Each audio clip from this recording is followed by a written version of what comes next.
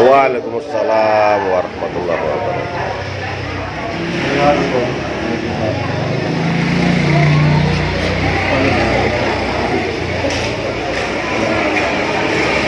Oke.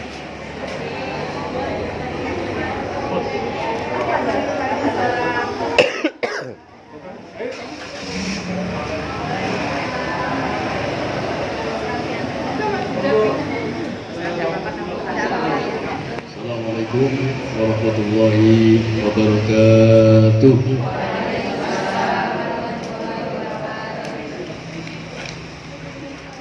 Alhamdulillahirabbil alamin wassalatu wassalamu ala asyrofil anbiya wal mursalin wa ala alihi wa sahbihi ajma'in. Asyhadu an la ilaha illallah wa asyhadu anna Muhammadan abduhu wa rasuluh. La nabiyya ba'dahu. Allahumma sholli wa sallim wa barik ala Muhammadin wa ala alihi wa sahbihi ajma'in. Yang kami hormati kepada pembina Yayasan Ahada, yang kami hormati Ketua Yayasan Ahada beserta pengurusan lainnya, dan yang kami hormati pula khususnya bila Syekh Ahmad Samir Al-Azhari, alhamdulillah, yang pada hari ini telah hadir bersama kita. Saya rasa ini antara yang sangat istimewa, karena kita kehadiran tamu dari Turki, tamu dari Mesir, yang mana beliau ini datang di Indonesia untuk safari dakwah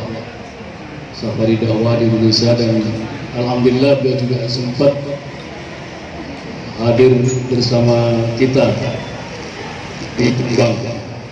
Yang pertama-tama pada kesempatan yang sangat baik ini, marilah kita bersyukur kepada Allah Subhanahu wa taala atas segala nikmat yang telah diberikan kepada kita semua, sehingga pada kesempatan yang sangat baik ini kita bisa berkumpul bersama di tempat yang sangat mulia ini.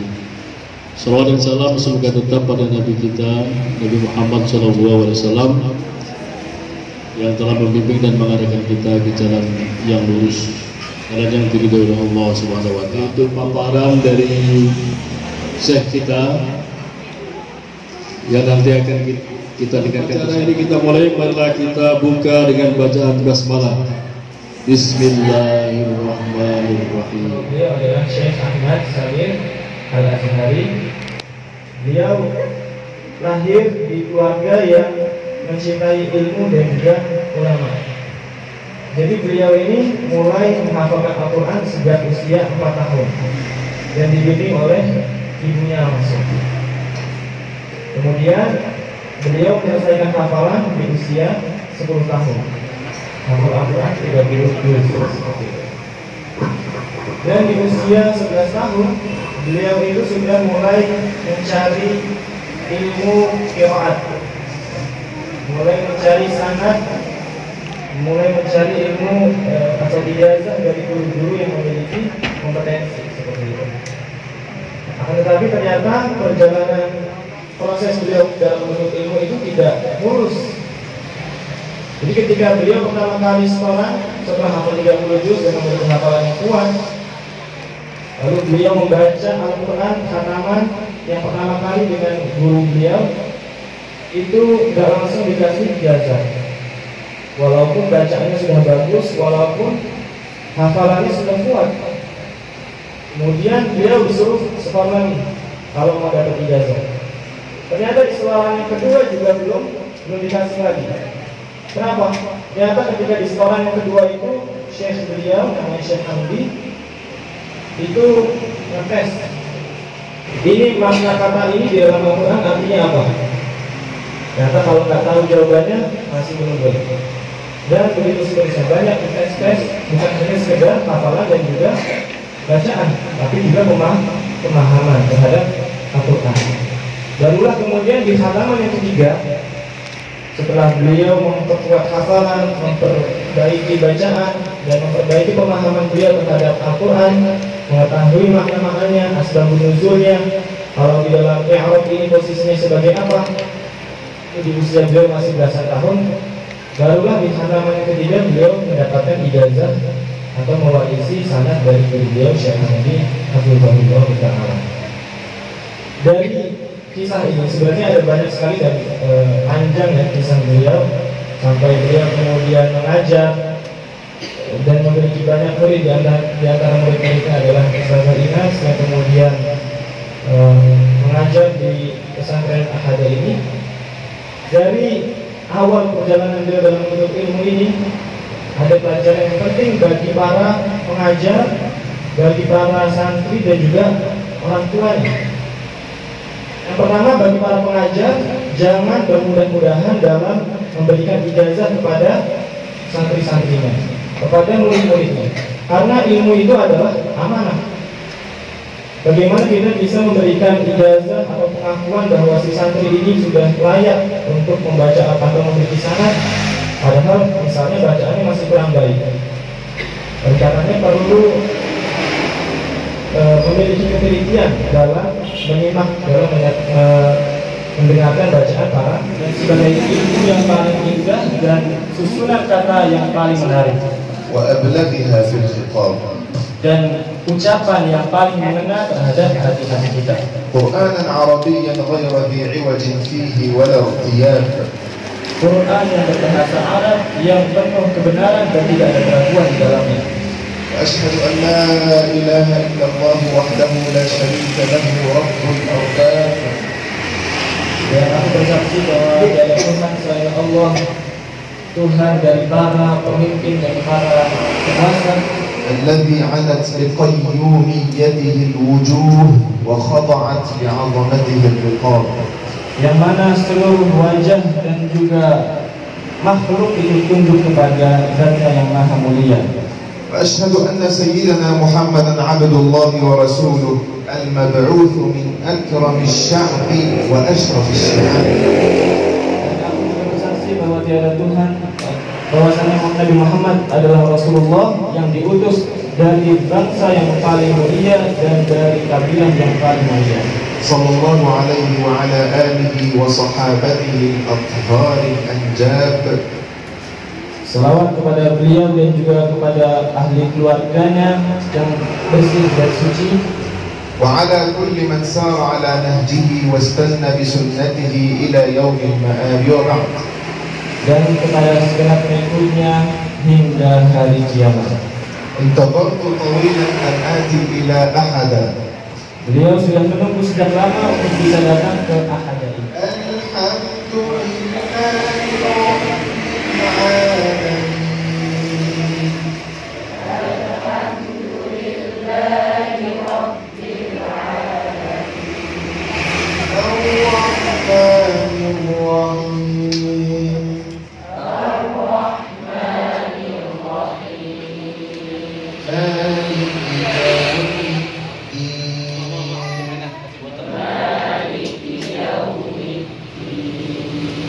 إياك نعبد وإياك نستعين.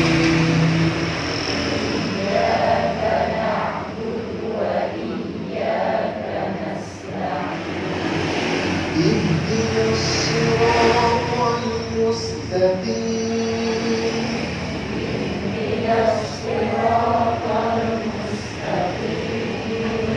صراط الذين أنعمت عليهم.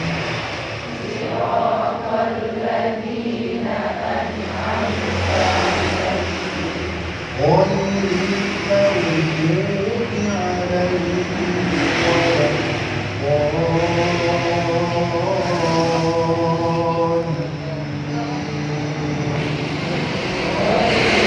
المغضوب عليهم ولا الضالين.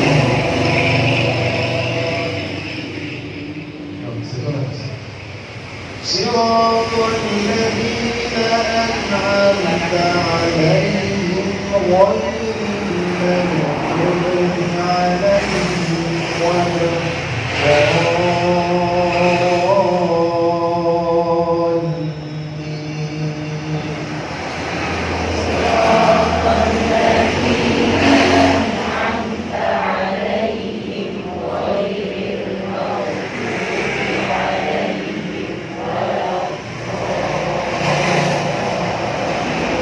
Assalamualaikum Syekh. Waalaikumsalam. Ini Syekh, bisa ndak dijelaskan inti dari tausiah tadi? ممكن تركيز بالحاضر يعني باختصار حاضر بالاختصار. نعم، تشرفت بأن نزلت في هذا المركز المبارك، مركز أحد للقرآن الكريم والدعوة للقرآن. هذا المركز يعني يعتبر كأنه مركزي الخاص، لأنه يقوم عليه من أفضل يعني أستاذة من أفضل طالباتي اللواتي قرأن علي القرآن الكريم بالقراءات العشر في مصر، الأستاذة إيناس، والأخي يقوم بإدارته أخي الشيخ مخلص بن شاب عن شاب. أسأل الله عز وجل أن يبارك فيهما وأن ينفع بهما. هذا المركز يعني عندي أمل كبير في طالباته اللواتي يتخرجن منه، لأن التي تقوم بالتدريس أستاذة مكينة في العلم، متمكنة فيه، حافظة للقرآن حفظا جيدا جدا، دارسة للقراءات، حافظة للشاطبية والدرة، حافظة لمتون التجويد من تحفة وجزرية وسلسبيل ونونية ورائية. اللهم بارك، كانت من أفضل من قرأنا علي، أفضل البنات اللواتي قرأنا علي في مصر الأستاذة إيناس الزهراء هادي. أسأل الله أن يبارك فيها وأن يبارك في هذا المركز المبارك. يعني وأوصي طالبات المركز بالاجتهاد معها كثيرا، وأن يعني يحسنوا صحبة القرآن حتى يكون لهم أثرا في المستقبل. تفضل يا شيخ. Ya, beliau sangat berbahagia, sangat senang ketika bisa hadir di markas Ahada ini, dan beliau akhirnya berjumpa dengan Ustaz Mukhlis dan juga Ustazah Inas, yang mana beliau adalah di antara murid-murid terbaik dari Syekh Ahmad. Beliau punya harapan yang besar bagi para santriwati, bagi para pelajar di sini, karena gurunya mereka adalah di antara murid beliau yang paling luar biasa, baik secara hafalan dan juga wawasan serta adab dan akhlaknya. Beliau adalah di antara murid wanita terbaik Syekh Ahmad yang belajar di Mesir. Beliau juga berpesan kepada para pelajar di sini, pada para santriwati khususnya, agar belajar dengan giat hafalan Al-Qur'annya, kemudian qiraatnya, dan juga ilmu-ilmu lainnya, karena ini akan memberikan dampak kepada masa depan yang insya Allah akan jauh lebih baik. كما أنها درست علي كتبي كلها، كتاب الجدول في أصول القراءة العشر، وكتاب غاية التسهيل في شرح التحفة والجزرية والسلسبيل، وكذلك كتاب الجدول المفصل في علم التجويد وكتبي الأخرى. نسأل الله أن يوفقها وأن يسددها وأن يفتح لها وأن ينفع بها إن شاء الله. أوصي أهل القرآن بإندونيسيا بأن يعني يزيدوا من اهتمامهم بالقرآن الكريم، وألا يكون القرآن منهجا دراسيا وفقط، وإنما يكون منهجا للحياة، منهجا للأخلاق، منهجا للسلوك، منهجا للتربية، منهجا للتعليم، منهجا ليس فقط القرآن يكون مجرد شكل، أو تكون موائد القرآن موائد شكلية، يعني لا حظ منها إلا الصور وفقط، أو لا حظ منها أو لا فائدة منها إلا الاجتماع على الطعام بعدها أو غير ذلك، لا وألف لا، بل يجب أن يكون القرآن واجتماعات القرآن أثمن من ذلك وأهم من ذلك، وأن يكون لها معنى وأن يكون لها أثر. الله عز وجل سيكتب كل شيء كما قال سنكتب ما قدموا وآثارهم، فسيكتب ما قدمنا وستكتب أيضا آثارنا. إذا أردنا أن يكون لنا أثرا طيبا في الحياة الدنيا فيجب أن نحسن صحبة القرآن حتى يحسن القرآن صحبتنا. يجب أن نعيش مع القرآن جيدا حتى يعيش القرآن فينا. يجب أن تكون قراءتنا للقرآن قراءة صحيحة كما أنزلها الله عز وجل. هذا من توقير القرآن وتعظيم القرآن. يجب أيضا أن يكون القرآن أن نحسن فهم القرآن كما أنزله الله ونعمل بالقرآن كما يحب الله جل جلاله. Beliau juga menjelaskan bahwa tadi Ustaz Inas bukan hanya belajar beberapa qiraat saja, tetapi kitab-kitab yang ditulis oleh beliau juga dipelajari oleh Ustaz Inas khususnya. Dan ini adalah nasihat untuk segenap ahli Al-Quran ataupun muslimin di Indonesia secara umum, agar kita semua lebih giat dalam mempelajari dan berinteraksi dengan Al-Quran. Jangan hanya jadikan Al-Quran sebagai pembelajaran atau kurikulum di sekolah-sekolah saja. Jangan jadikan Al-Quran sebagai simbol-simbol saja, sebagai seremoni saja di dalam kehidupan kita.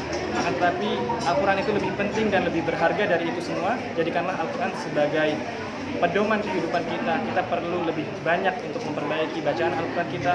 Kita perlu untuk memperbaiki pemahaman kita terhadap Al-Quran, karena Allah Subhanahu wa Ta'ala mencatat apa yang kita lakukan dan apa yang kita tinggalkan. Oleh karenanya, hiduplah bersama Al-Quran, sehingga apa yang kita lakukan itu menjadi lebih penuh berkah, dan athar-athar atau apa yang kita tinggalkan juga menjadi lebih baik. Maka hiduplah bersama Al-Quran, insya Allah kehidupan kita akan menjadi lebih baik juga. Cukup. Terima kasih. Barakallahu fiikum, jazakallahu khairan. Terima kasih. Kami keluarga Al-Quran ya Allah, terutama anak-anak cucu-cucu kami ya Allah, terutama anak-anak cucu yang menghafal Al-Quran, mempelajari Al-Quran, menghafal Al-Quran, mempelajari Al-Quran ya Allah. Anak-anak yang hafal Al-Quran, dan kemudian mereka menjadi anak-anak yang berkeliling mendakwahkan Al-Quran ya Allah, mensiarkan Al-Quran ya Allah. Kemudian ya Allah, kami pun ikut menikmati ya Allah sebagai sedekah jariah bagi Bapak Ibu. Allahumma hdi ma'amana min husnil khatimah wa la tahdim bi su'il khatimah. Rabbana atina fid dunya hasanah wa fil akhirati hasanah wa qina adzabannar. La ilaha illa anta subhanaka inni kuntu minadh dhalimin. Subhana rabbika rabbil izzati amma yasifun. Wassalamu ala al-mursalin. Alhamdulillah.